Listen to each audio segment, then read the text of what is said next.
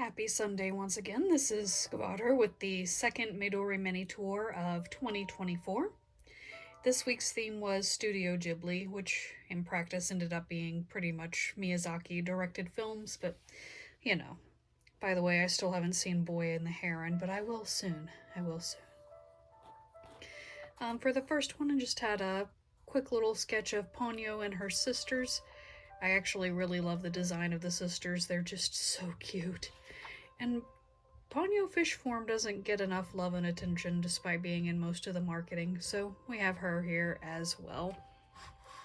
And then for the second, technically the squirrel foxes were, or fox squirrels were mostly Nausicaa, which is not a Ghibli film. But fox squirrels did appear in Castle in the Sky, so I'm in the clear there, and also the Susuwatari and the Kodama. Just Ghibli movies are full of little guys, and it was fun to put them all together. Next we have Castle in the Sky with Shita. She's my favorite character from that movie. She's really fun to watch her grow throughout the movie. And I had a lot of fun with those sweeping braids and the shadows and everything.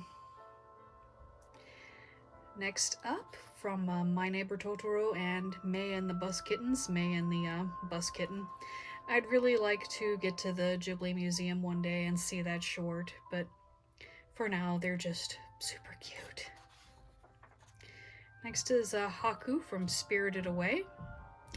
I'm not sure if Spirited Away or Castle in the Sky is my favorite of the Ghibli films, but I love both of them. And Haku's just a fascinating character overall.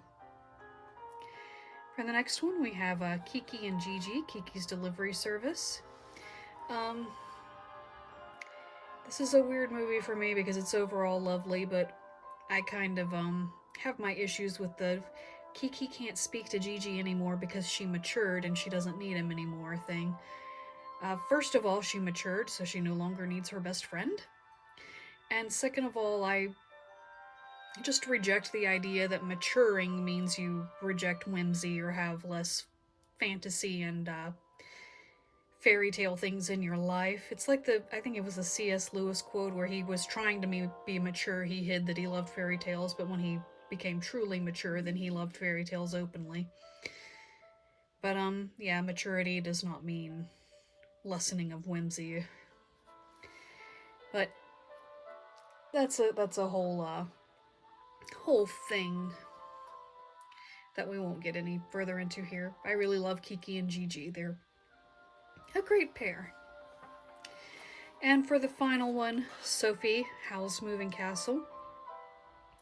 I really love her silver-haired look, and the ring was a very cool little plot device to lead her to the past and everything. And I just really like her design overall with the simple look and the thick eyebrows and everything, and she's just another really great character. Excuse me. Anyway, that is all for this week. Next week's theme is undecided, but I will see you next week for it, and have a good week.